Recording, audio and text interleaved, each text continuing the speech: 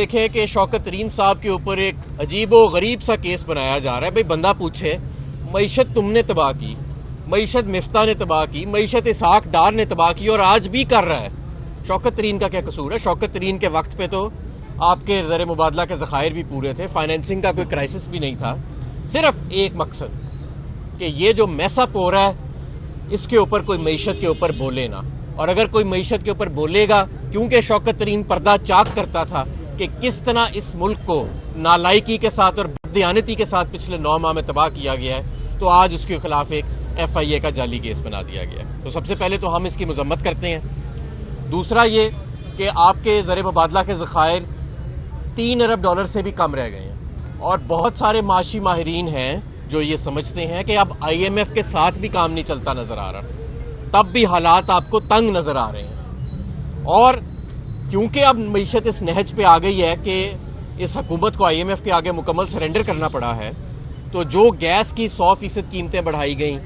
بجلی کی قیمتوں میں کئی گنا اضافہ کر دیا گیا ہے, اس سے جو مہنگائی کا طوفان آنے والا ہے اس کی کوئی توقع بھی نہیں کر سکتا.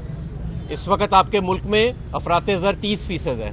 اب میں دعوے سے کہتا ہوں کہ یہ 2 ماہ کے اندر 40% پہ چلی جائے گی, اور خدا نہ خواستہ ہائپر انفلیشن کا بھی خطرہ ہے. میں دعوے سے کہتا ہوں کہ یہ جہاں پہ آج معیشت کھڑی ہے اس میں سے 90% جو مشکلات آ رہی ہیں, یہ مشکلات نہیں آنی تھیں اگر عمران خان کو نکالنے کی اور پاکستان کی سب سے مقبول سیاسی جماعت کو دیوار سے لگانے کی ضد نہ کی جاتی. سب کو پتا تھا کہ اسحاق ڈار کی جو پالیسیز ہیں وہ کوئی سنجیدہ پالیسیز نہیں ہیں. سب کو پتا تھا کہ مفتاح صاحب جب آئے ہیں تو پہلے 2 ماہ جس طرح کی انہوں نے پالیسیز رکھی کہ IMF سے بات چیت نہیں کرنی, ایک ڈمی سا بجٹ پیش کرنا ہے, اس سے معیشت تباہ ہوگی, یہ باتیں سب کو پتا تھیں. لیکن ان لوگوں کو ہم پہ مسلط رکھا گیا کیونکہ عمران خان کا قد بہت بڑھ چکا ہے, تو ہم ڈرنے والے نہیں ہیں. اور میں یہ بھی آپ کو بتانا چاہوں گا کہ یہ معیشت تب ہی ٹھیک ہوگی جب ملک میں سیاسی استحکام آئے گا, جب ملک کے اندر معاشی استحکام آئے گا. اور سیاسی اور معاشی استحکام آئین اور قانون کو منجمد کر کے نہیں آتا. اگر راجہ سکندر سلطان یہ سمجھتا ہے کہ وہ اکیلا پورے ملک میں جمہوریت جو ہے اس کو سسپینڈ کر دے گا, اور الیکشن, پورے آئین کی جو روح ہوتی ہے, سب سے ضروری چیز ہوتی ہے وہ الیکشن ہوتے ہیں,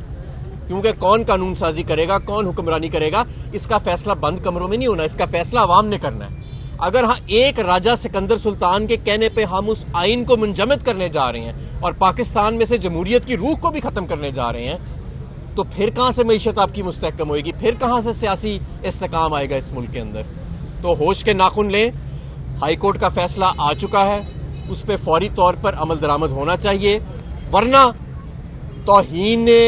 کنٹیمپٹ جو ہے, توہین عدالت کا جو قانون ہے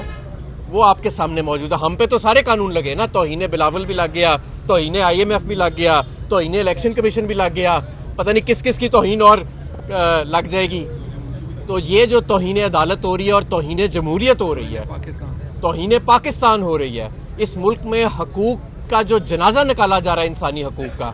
اس کے اوپر اصل میں قانون جو ہے اس کو فوری طور پہ آنا چاہیے. اور ہم اعلیٰ عدلیہ سے گزارش کروں گا میں کہ فوری طور کے اوپر ایکشن لیں اور اس ملک میں قانون اور آئین کو بحال کیا جائے.